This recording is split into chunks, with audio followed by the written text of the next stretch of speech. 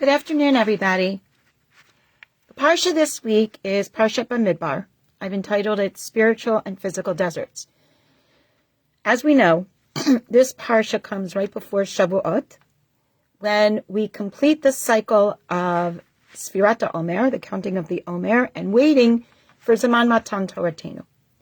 Because while physical freedom is granted at Pesach, spiritual freedom will need to ensure the safety and well-being of all, as only can be indicated through the giving and the acceptance of Torah.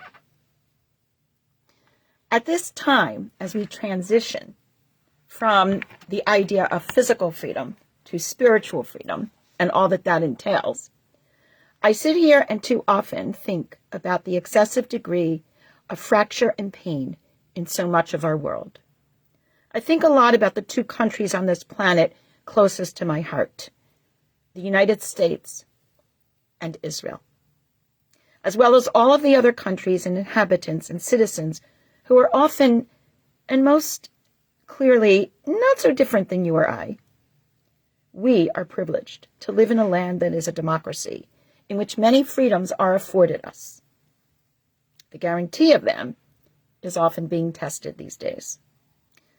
However, so much of that continues to be at stake with abuse of legislative powers, co-opting of hard-fought freedoms, and increasing dangers to our very being. Protests for democracy in Israel, protests in the United States over the ousting of Democratic members of a primarily Republican legislature, concern over removing pharmaceuticals that will protect the lives and bodies of our daughters, sisters, mothers, and all women, and so much else, that makes us feel that we may be in a hopeless and overwhelming desert in too many ways. So, as we begin the recounting of the physical and spiritual deserts that the Bnei Yisrael encountered in their journeys, I am reminded that this freedom was never granted to abuse and grab power, but rather so that we as the Jewish nation could accept the discipline that is celebrated on Shavuot as we observe the time of the giving of the Torah, that asks so much of us, so we are allowed to remain as free people. In other words, our Torah and any properly developed legislative process of given law is the salve, the guidebook, and the instruction manual so that we can avoid when possible and navigate when necessary the physical and spiritual deserts that will undoubtedly be part of our journeys, individually as well as collectively. In that spirit, let us consider our freedom that is allowed and the responsibility that it demands from us to be protected. As I wrote recently in a blog post, which some of you may have read, although I seldom write blog posts anymore, democracy allows us to freely think and asks that we protect that right for all others. Democracy allows us to believe in God or any higher being or power that we wish. We are asked to respect that others will do what they find to be right for them. Democracy allows us to live where we want.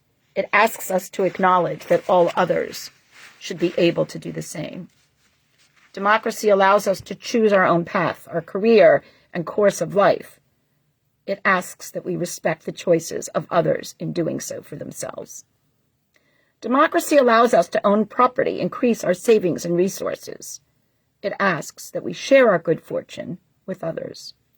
Democracy allows us to walk on the street in any garb that we choose that is appropriate. It asks that we do not look disparagingly at those who may look or appear different. Democracy allows us to use whatever resources and agencies that we need. We are asked to help others access them. Democracy allows us to be who we are, our gender, our sexuality, our ethnic grouping, our racial identity. It asks that we accept others for all that they are. Democracy allows us to exercise so many different freedoms, and then it asks, and yes, demands, that we work to protect those freedoms for all people. Lack of justice anywhere means injustice everywhere. How do we maintain and protect this system, which hopefully will allow us to follow a path that will not lead us into desperate and empty deserts? In her preamble to Bewilderments, Aviva Zornberg's book on BaMidbar, she teaches us that between Egypt and the Holy Land, the wilderness intervenes. As the Torah tells this story, this was meant to form a brief episode in the history of the Israelites, a passage between leaving Mitzrayim, Egypt, and entering the land. But the brief interlude suddenly and tragically swells to deathly proportions. In one traumatic moment, the divine decree goes forth. This interval will encompass the life and death of a whole generation. Those who left Egypt will sink into the sands of this wilderness, this desert. Only their children will see the land. During the final days of Pesach, my daughter Yoella and I were honored to give the Divrei Torah at our shul, Makor HaBracha, led by the wonderful Rabbi Eliezer Hirsch, my Rav. Yoella spoke about the way that we are all caught in the happenings of Yetziat Mitzrayim. The Bnei Yisrael were caught in focusing on their past and not being able to envision their future, and thus developed into a complaining mass. The Mitzrayim were caught in their self-perception as masters so much that they totally missed when the rivers swelled back up and drowned them due to their negligence in seeing what was in front of them, looking back as opposed to looking forward. This being caught or sunk in the mud as the waters surrounded them blinded them to the reality that was being asked of them. How often do we get caught and often lost in our own deserts? Perhaps this is yet another salient reason that the generation who left Egypt, the Bnei Yisrael, caught in the slave mentality, could not be entrusted with the future that laid ahead of them, where they would have agency over themselves, but also the responsibilities that come with that agency. This theme will continue as a pizman, as a refrain, throughout Sefer BaMidbar. Zornberg continues. The 40-year Midbar journey was intended as a difficult odyssey of self-understanding, a reconnaissance mission into the human heart. What is it that sustains human life? The subject of this book of wilderness is the response of the people to this encounter with the divine in the wilderness. God gives the Torah. Now we have the issue of the human reception of this gift. We go to BaMidbar Rabbah that teaches as follows: Vayidaber Hashem al Moshe BaMidbar Sinai ela kol mi she'enu oseh atzmo kemidbar hefker enu yachol liknot et hachma v'hatorah. L'chach ne'mar BaMidbar Sinai. Translation: God spoke to Moshe in the desert of Sinai. Why in the desert of Sinai? Another interpretation, and God spoke to Moshe in the desert of Sinai, whoever does not make himself or herself open to everything that is possible, like a desert does, is not able to acquire wisdom and Torah. Therefore, Torah is given in an area that is open to possibilities in the desert. Deserts can either hold us back, as in Yoela's Devar Torah, or propel us forward. How many times have we heard that seemingly insurmountable challenges have made individuals stronger and helped them set a different path for themselves in their lives? The very word BaMidbar is critical in its meaning. As Rabbi Jonathan Sachs, Zichrono L'Shalom, teaches, the fourth book of the Torah is known in English as the Book of Numbers because it begins with a command to count the Israelites, to take a census, to establish their numbers. However, in Hebrew, it is known by the key word of the first sentence, BaMidbar, in the wilderness. It is also always read on the Shabbat before Shavuot, the festival of the giving of the Torah. Is there any significance to these facts? Are they related? Is there a connection between wilderness, revelation, and numbers? And is there a reason Jewish tradition prefers to call the book wilderness rather than Numbers? The Hebrew word midbar, wilderness, has the same root as davar, or diber, word, speaking, thing. It has the same letters of midaber, speaking.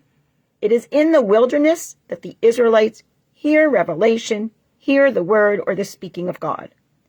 Fundamental to Judaism is the belief that God cannot be seen.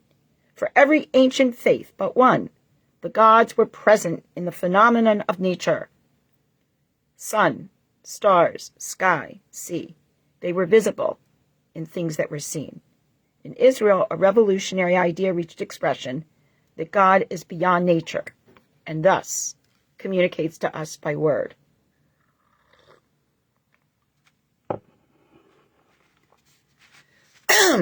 The word that God speaks keeps us from being lost in deserts.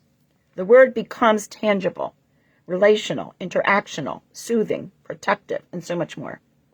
If we can hold on to the davar, as in vayedaber, then the hope is we will not be consumed by the midbar, the deserts of life. Additionally, if we open ourselves up to the word, we can fill whatever internal deserts we may be contending within our lives. And a shout out to all those who are dealing with illness, chronic conditions, particularly challenging times, to consider that. If we open ourselves up to the word, to the inspiration, to the communication with God, we may be able to fill whatever internal deserts we may be contending within our lives. Rabbi Sachs continues. Edmund Jobs teaches us as follows. The word cannot dwell except in the silence of other words. To speak is accordingly to lean on the metaphor of the desert. Midbar, ba, daver. From the desert comes the word. A space of dust or ashes where the triumphant word is offered in her unrestricted nudity. This comes from his book, Du désert au livre, The Desert of Life. The historian Eric Vogelin sees this as fundamental to the discovery of the Israelites by a completely new form of spirituality. He says, if nothing had happened but a lucky escape from the range of Egyptian power, there only would have been a few more nomadic tribes roaming the border zone between the Fertile Crescent and the desert proper, acting out a meager living with the aid of part-time agriculture. But the desert was only a station on the way, not the goal. For in the desert, the tribes found their God. They entered into a covenant with God and thereby became the people of God. When we undertake the exodus and wander into the world in order to found a new society elsewhere, we discover the world as a desert. The flight leads nowhere until we stop in order to find our bearings beyond the world. As Jews, we are now in this period of time called Sfirat HaOmer, which will shortly end with the coming of Shavuot next week. As we think about the deserts of our lives, note that this Parshat is always read on this Shabbat, the time of the giving of our Torah, or receiving the instructional manual for living our lives as a free nation comes only a bit later. It allows us to craft our own destiny. Similar to Lent for Christians and Ramadan for Muslims, and other cyclical patterns of thought and reflection for other faiths, we are asked to think long and hard about our lives, to not take the freedoms that we take for granted, and to consider how we can best utilize them to benefit not only ourselves, but others in our world. For if all succeed, it does not take away from our success. If others fail, it very well may. Further, it asks us how to be the best people possible in terms of using the standards of Torah to build a better Am Yisrael and to build a better world. This is so central to so many people of faith and various traditions of belief. Perhaps we can think of this as healthy, rehabilitating deserts, as opposed to ones in which we become lost and disoriented. Here we are aware and conscious of what we are allowed and what is asked of us, as in the previous reading. In other words, a chance to refuel, reconsider, reconnect, and recreate within our inner selves.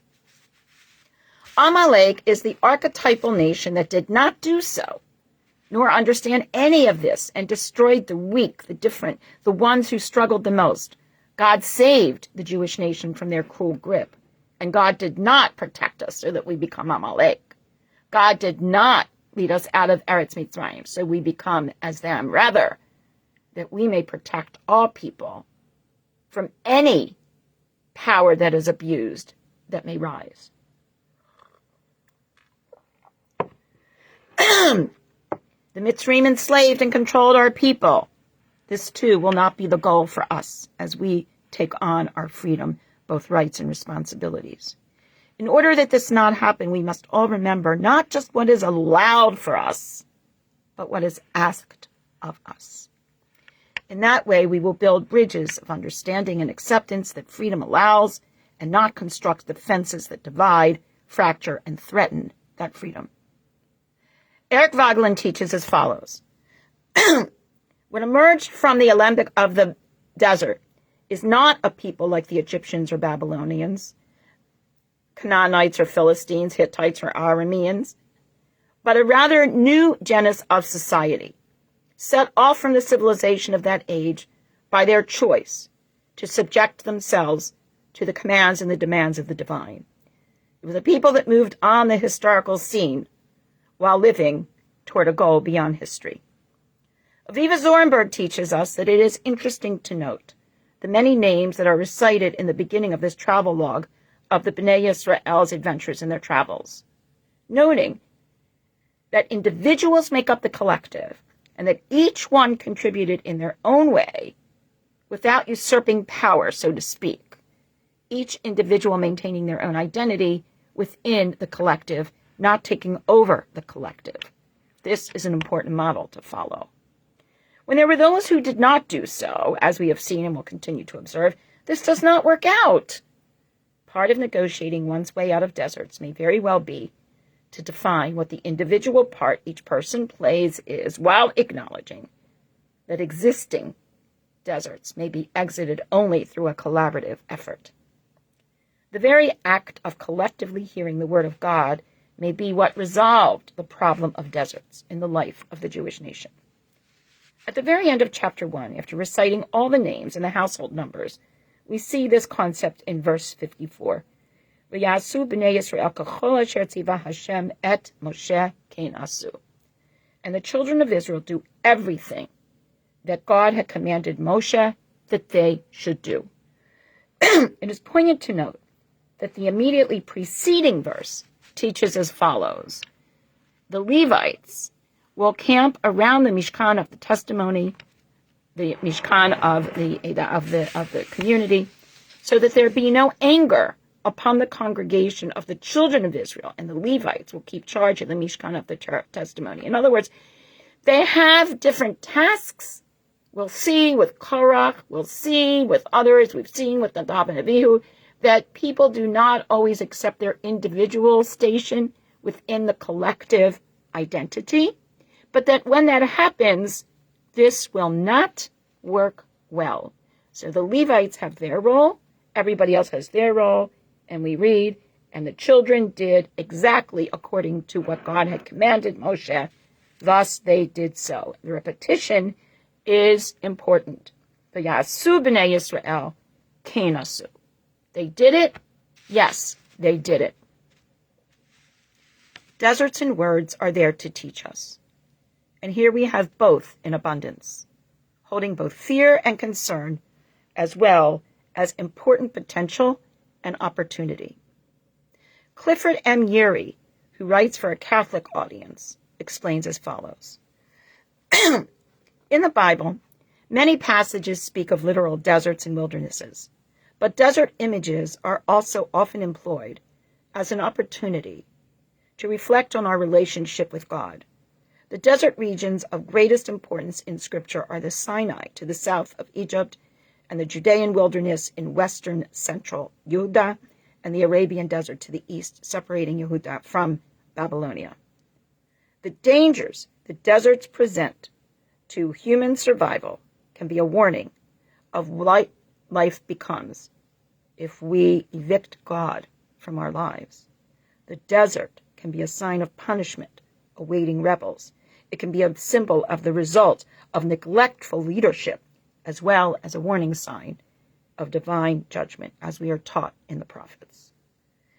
Deserts can also invite deep reflection on spiritual realities.